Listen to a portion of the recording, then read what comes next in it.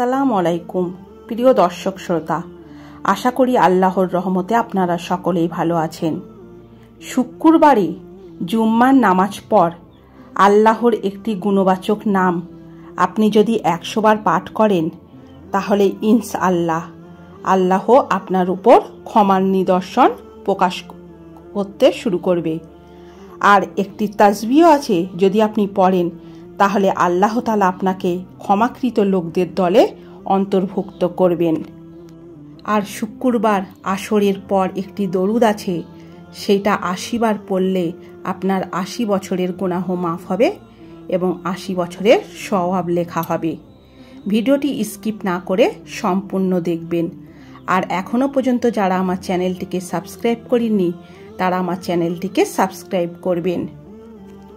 অনেকেই বলেন আমরা দোয়া করছি, কিন্তু দোয়া কবুল হচ্ছে না, মনের আশা পূরণ হচ্ছে না, আল্লাহর কাছে চাচ্ছি পাচ্ছি না।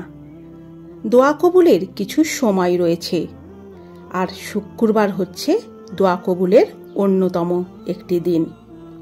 জুম্মার দিন হচ্ছে সকল দিনের সর্দার, আর জুম্মার দিন হচ্ছে নেতা। আর এই জুম্মার দিনে আল্লাহ তাআলা অসংখ্য মানুষের অগণিত গুনাহর খাতা মাফ করে দেন এবং তাদের দোয়াগুলো কবুল করে নেন। শুক্রবার দিনটি সর্বাধিক মর্যাদাপূর্ণ।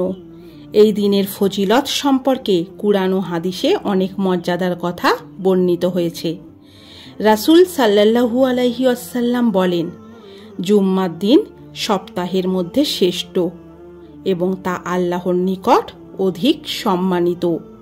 ইবনে মাজাহ হাদিস 1084।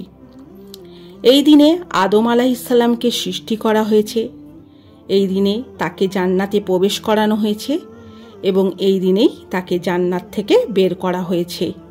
মুসলিম হাদিস 854। এই জুম্মার দিনে আসরের পর থেকে মাগরিবের আগে পর্যন্ত আপনি যা দোয়া করবেন তা আল্লাহ কবুল করেন।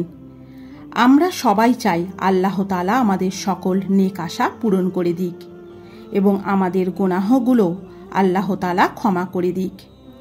জুম্মার দিন জুম্মার নামাজ পড়ার পরে বান্দা যখন আল্লাহ তাআলার দরবারে দোয়া করে, তখন আল্লাহ তাআলা তার দোয়া কবুল করেন। আমরা সকলেই উঠতে বসতে অনেক গুনাহ করে থাকি, গুনাহ রয়েছে আর ক্ষমাও রয়েছে। এই জন্য মহান আল্লাহ তাআলার দরবারে যদি আমরা খাঁটি তওবা করতে পারি, তাহলে অবশ্যই আল্লাহ তাআলা আমাদের গুনাহগুলো মাফ করে দেবেন। আল্লাহর গুণবাচক নাম ইয়া গাফফারু, এর অর্থ হল অধিক ক্ষমাকারী। আপনি যদি জুম্মার নামাজের পর 100 বার এই আল্লাহর গুণবাচক নামটি পাঠ করেন, ইনশাআল্লাহ আপনার উপর ক্ষমার নিদর্শন প্রকাশ হতে শুরু করবে।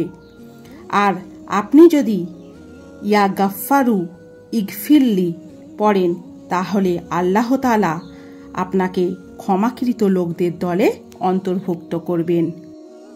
আবু হানিফা রাদিয়াল্লাহু আনহুর বিশুদ্ধ পথ অনুযায়ী আসরের পর দোয়া করলে সেই দোয়া কবুল হয়। আসরের পরে এবং মাগরিবের পূর্বে যখন সূর্যাস্ত এই সময়টা চলে আসে, তখন রাব্বুল আলামিনের কাছে দোয়া করলে রাব্বুল আলামিন আমাদের দোয়া কবুল করে ফেলেন। আপনি যদি এই দরুদটি 80 বার পড়েন, তাহলে 80 বছরের গুনাহ মাফ এবং 80 বছরের সওয়াব। দরুদটি হচ্ছে আল্লাহুম্মা সাল্লি আলা মুহাম্মাদিন নাবিইল উম্মিই ওয়া আলা আলিহি ওয়া সাল্লিম তাসলিমা।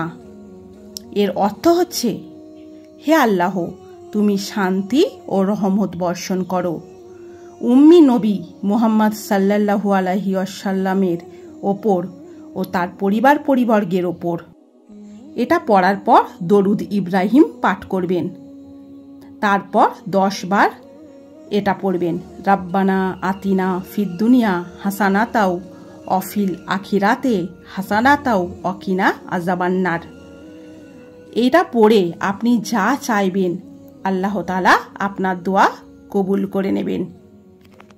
মর্যাদাপূর্ণ এই দিনের বিশেষ একটি আমল হচ্ছে সূরা কাহাফ তিলাওয়াত করা। আবু সাঈদ খুদরি রাদিয়াল্লাহু আনহু থেকে বর্ণিত, রাসূল সাল্লাল্লাহু আলাইহি ওয়াসাল্লাম বলেন, যে ব্যক্তি জুম্মার দিন সূরা কাহাফ পাঠ করবে তার জন্য 2 জুম্মা পর্যন্ত নূর উজ্জ্বল করা হবে। এই দিনে নবীজির ওপর বেশি বেশি দরুদ পাঠ করবেন। এই দিনে সিংগায় ফু দেওয়া হবে। এই দিনে সমস্ত সৃষ্টিকে বেহুশ করা হবে। দোয়ার প্রতি মনোনিবেশ করতে হবে আমাদের। আর এই জুম্মার দিনে আসরের পর থেকে মাগরিবের আগে পর্যন্ত আপনি যা দোয়া করবেন তা আল্লাহ কবুল করবেন। আসসালামু আলাইকুম, জাযাকাল্লাহ খায়ের।